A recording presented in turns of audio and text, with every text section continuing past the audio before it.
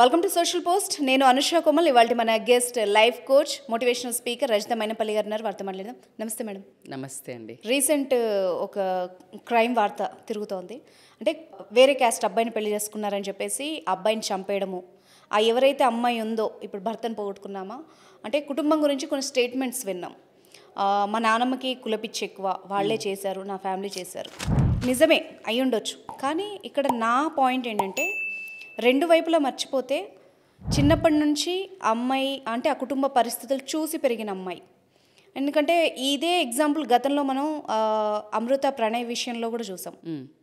అబ్బాయి బలైపోయాడు, అమ్మాయి పరువు కోల్పోయి వాళ్ళ కుటుంబం, వాళ్ళ తల్లి భర్తను కోల్పోయింది. ఇప్పుడు ఈ అమ్మాయి విషయంలోనూ మళ్ళీ అదే రిపీట్ అయింది. సో ఎక్కడ మనం మిస్ అవుతున్నామో అంటే తెలిసి అగాధంలోకి వెళ్ళిపోతున్నామా, ముందుకు వెళ్తున్నామా, ఇంకా వెనక్కి వెళ్తున్నామా, కొంచెం మీరైతే కరెక్ట్గా ప్రాబ్లమ్ని అడ్రస్ చేస్తారని. ఖచ్చితంగా ఇక్కడ రెండు వైపులా మాట్లాడుకోవాలి. ఎందుకంటే ఒకరికి బుద్ధి లేకపోతే ఒకరికన్నా ఉండాలి ఫస్ట్. అంటే ఒకసారి ఒక మనిషిని కాపాడుకోవడానికి పెంపకం నుంచి మొదలు ఖచ్చితంగా ఏ తల్లిదండ్రి ఇలా పెంచాలని అయితే పెంచరు, వెళ్ళిపో అని అయితే పెంచరు, నో డౌట్. అది నేను కాదు అన్ను. ఎందుకంటే తల్లిదండ్రులను ఒక మాట అనాలి అంటే నాకు చచ్చేంత బాధ వేస్తుంది. ఎందుకంటే ఏ తల్లిదండ్రులు పిల్లలు చెడిపోవాలని అయితే పెంచరు. It's an all trial and error లాగా జరుగుతోంది. అయితే ఈ పిల్లలు ఎంత ఎదిగి ఒక లైఫ్ పార్ట్నర్ని ఎంచుకునే ముందు, ఇప్పుడు మీరు అన్న స్టేట్మెంట్లో నాకు ఇక్కడ తట్టింది ఏంటంటే మా నానమ్మకు కులపిచ్చి అన్నది. అంటే నానమ్మలు జనరల్గా నేను గమనిస్తే నానమ్మ వాళ్ళది ఉంది, మా క్యాస్ట్ ఇట్లా, మా వాళ్ళకు కులపిచ్చింది అని నీకు బుర్రకి ఎక్కితే ఇంకొకళ్ళని ఇలాంటి రోజులోకి దింపవు. ఎగ్జాక్ట్లీ. ఇప్పుడు నీ ఒక అంటే నీకు ఒక లవ్వరో ఎవరో దొరికారని నీ కన్న తల్లిదండ్రులను వదిలేసుకొని నువ్వు వెళ్ళి ఇప్పుడు ఆ అబ్బాయిని కడ తీర్చినట్టేనా? వీళ్ళ పట్టుదల ఏంటో తెలుసు, వీళ్ళ పంతాలేంటో తెలుసు, వీళ్ళది ఏంటో తెలుసు. నీకు తెలిసినప్పుడు ఈరోజు ఆ అబ్బాయి ప్రాణానికి గండం పెట్టింది నీ ప్రేమనే కదా. కుటుంబం లాస్ అయింది కదా. ఇప్పుడు నీకు ఏంటి మంచి చెడు అనేది అమ్మాయిలకి తెలియాలి. ఎస్, ఖచ్చితంగా ప్రేమ వివాహాలకు ఎగైనెస్ట్ పెద్దోళ్ళే లేరు ఇప్పుడు. ఎందుకు అంటే సొసైటీ ముందుకు వెళ్తుందనో, మేము చూసినవి చేస్తే 4 రోజులలో ఇంటికి వస్తున్నారనో, ఎవల్యూషన్ అనాలా లేకపోతే ఇంక వీళ్ళ తెగింపుకు తల్లిదండ్రులు సరెండర్ అయ్యారా తెలీదు. కానీ ఒక వర్గం ఇంకా అక్కడే మీరు అన్న బ్యాక్వర్డ్ అన్నట్టు ఈ కులాలల్లో ఇరుక్కుపోయారు. అసలు కులం అనేది నిజంగా కూడా ఉండదు అనేది దాన్ని ఎక్కువ హైలైట్ చేయాలి. కులాలు డిపెండింగ్ అపాన్ స్ట్రెంగ్స్. ఇప్పుడు మీరు చదువుకున్న ఎడ్యుకేషన్ ప్రకారం జాబ్స్ వచ్చినట్టు అప్పుడు వాళ్ళ ఫిజికల్ మెంటల్ స్ట్రెంగ్స్ని బట్టి వర్ణాలని డివైడ్ చేసిండ్రు. Your mental strength is to leaders. Okay. They are called as like leaders or Reddys అనో ఏదో పెట్టారు. నేను పేర్లు ఎందుకు తీస్తున్నా అంటే వాళ్ళు మేము మంచిగా బార్గెయిన్ చేస్తాము, ఓపిక్గా కూర్చొని అమ్ముతాము. They are into one caste. అబ్బా ఈ రెండు బుర్రా ఇదంతా నా వల్ల కాదు, మీరు ఏం చెప్తే నేను ఇంటా సార్. వాళ్ళను చెప్పేవాడికి ఏదో అంటారు కదా, వినేవాడికి చెప్పేవాడికి వినేవాడు లోకువా అన్నట్టు ఇలా అలా క్యాస్ట్లు ఫామ్ అయినాయి depending upon physical ability and mental ability. Okay, it's not caste. అంటే ఎలా అండి అసలు డివిజన్ ఎట్లా జరిగింది చెప్పండి? మనకి తెలిసైతే వృత్తి ప్రకారం వృత్తుల బ్యాక్గ్రౌండ్ చతుర్వర్ణాలు కూడా depending on physical and mental ability మేము చేయగలుగుతామని ఇట్లా నలుగురిని ఇప్పుడు బాగా ఆడే వాళ్ళని ఒక గేమ్లో వేస్తారు. వీడు ఎగరగలుగుతాడు, లాంగ్ జంప్లో పోరా నువ్వు ఈ గేమ్లా, నువ్వు కూర్చొని వీడు ఇండోర్ ఆడతాడు బాగా, నువ్వు ఇండోర్ గేమ్స్కి పో. చాలా సీరియస్గా ఆలోచించండి ఈ ప్రాబ్లమ్ని.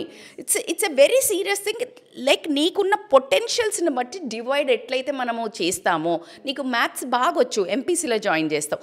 ఎగ్జాక్ట్లీ క్యాస్ట్లు అప్పుడు ఫామ్ అయింది, వృత్తులు వాళ్ళు ఎంచుకున్నారు, డిపెండ్ అక్కడ ఫామ్ అయింది. దాని తర్వాత అట్లాగే మీరు అన్నట్టు వృత్తుల ప్రకారము వాళ్ళని క్యాస్ట్లుగా పెట్టడం జరిగింది.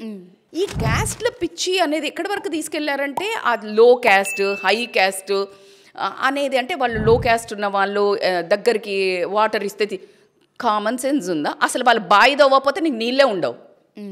బాయి దవ్వేది ఎవరమ్మా? అవును. మెంటల్గా ఒక్కసారన్నా ఇంగిత జ్ఞానం అనేది మనకు ఉండాలా. హై క్యాస్ట్ లో క్యాస్ట్ అని నీకు ఎట్లా ఫామ్ అవుతుంది? ఇప్పుడు నీకు పండించేది ఎవరు? అయ్యేగా నువ్వు తింటున్నావు. అవును. వాళ్ళు లేకపోతే నువ్వు లేవుగా, నీకు పండించుకొని తింటావా? నీకు వచ్చి నీళ్ళు తోడేదెవరు? సో ఇవన్నీ అంటే అది పెద్ద సబ్జెక్ట్. నాకు చచ్చేంత కోపం వస్తుంది అంటే ఈ క్యాస్ట్ల గురించి మాట్లాడితే. అంటే క్యాస్ట్లు అనేది ఓకే, నువ్వు పుట్టినావు, నీది నువ్వు ప్రొటెక్ట్ చేసుకో, అక్కడి వరకు ఓకే. కానీ వేరే వాళ్ళను డీగ్రేడ్ చేసి నీ కూతురు, నువ్వు నీ క్యాస్ట్లో పుట్టిన నీ కూతురే సెలెక్ట్ చేసుకున్న వాళ్ళని వెళ్ళి నువ్వు వదులుకో. నీ మూర్ఖత్వమో ఏంటిదో వదులుకో. That's a different story. నీ ఒక ఇది ఉంది, నీ మైండ్ సెట్ అట్లా, అది నేను మాట్లాడాను ఎందుకంటే పర్సనల్. వదులుకోకుండా నువ్వు చంపే హక్కు ఎవరిచ్చారు? అది వేరే ప్రాణం వేరే ప్రాణాన్ని ఎట్లా తీస్తావబ్బా నువ్వు?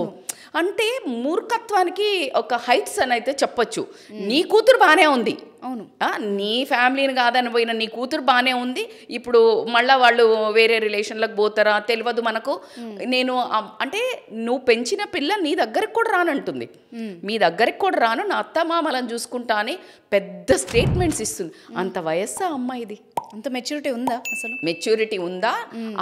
ఆ మెచ్యూరిటీతో ఇచ్చిన స్టేట్మెంట్ని నిలబెట్టుకునేగలిగే అంత ఉందా నీకు సహనం? రేపు పొద్దున ఎన్ని పడావులు వస్తాయి, రేపు ఎంత ఎదురవుతుంది జీవితం, ఎన్ని చూపిస్తుంది నీకు, ఎన్ని మ్యాజికల్ చూపిస్తుంది, ఎన్ని లాజిక్ మిస్ అయ్యి నువ్వు ఎంటర్ అవ్వాల్సిన రిలేషన్స్ వస్తాయి. ఇప్పుడు మనం నాకు తెలిసి అమృత ప్రణయ్ది కూడా చూసాం మనం. అవును, ఇప్పుడు తను విడిగానే ఉంటుంది, తన తల్లి వాళ్ళతోనే ఉంటుంది, కానీ వాళ్ళ ఫ్యామిలీ కోల్పోయింది. అంత ఎవరిని కోల్పోయింది? అవును.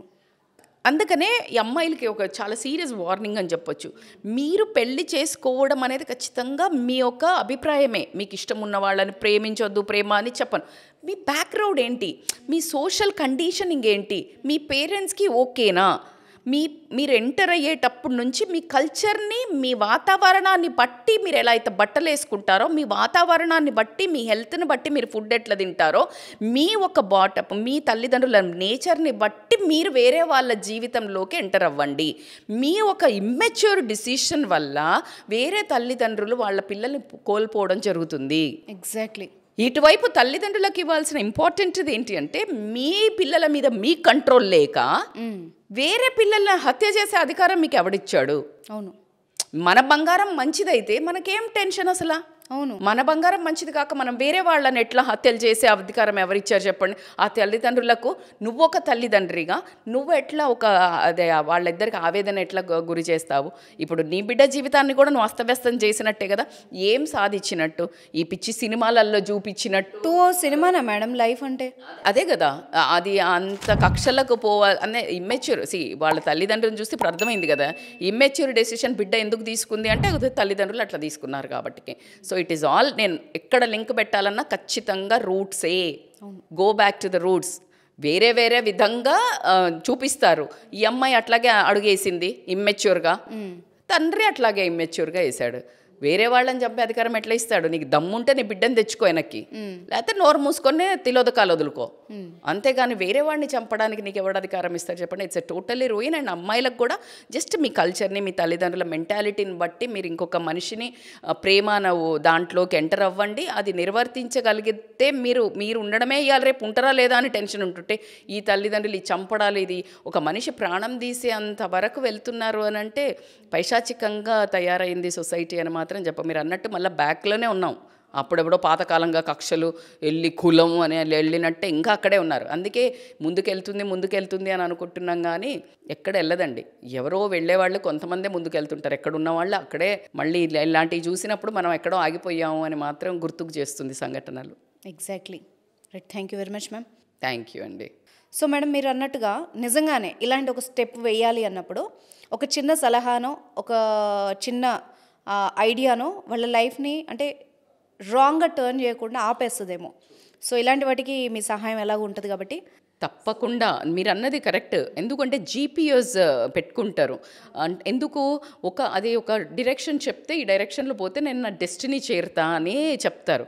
సో నీ గోల్ ఏంటో ఫస్ట్ నువ్వు చెప్తే కనుక ఖచ్చితంగా లైఫ్ కోచెస్ ఉన్నదే అందుకు. ఎందుకంటే మీరు చేసుకున్న నిర్ణయము మీ పేరెంట్స్ ప్రకారం కానీ మీరు ముందుకు వెళ్ళేది కరెక్టా కాదా అని రియల్లీ చాలా హెల్ప్ఫుల్ అవుతుంది. ఖచ్చితంగా తల్లిదండ్రులైనా పిల్లలైనా కన్సల్ట్ అయ్యి మీరు తీసుకున్న నిర్ణయం ముందుకి ఆనందంగా ఇద్దరు కుటుంబాలు వెళ్ళాలి అని అంటే ఇట్స్ బెటర్ టు రీచెక్ మీరు కరెక్ట్ డైరెక్షన్స్లో వెళ్తున్నారా లేదా. తప్పకుండా. సో వ్యూవర్స్ చూస్తున్నారు కదా, మీకు గనక ఎలాంటి సలహా కావాలన్నా సూచన కావాలనుకున్నా రజితా మెనంపల్లి గారి నెంబర్ స్క్రీన్ మీద స్క్రోల్ అవుతుంది, దాన్ని కాంటాక్ట్ చేయొచ్చు. Thank you so much madam. Thank you అండి.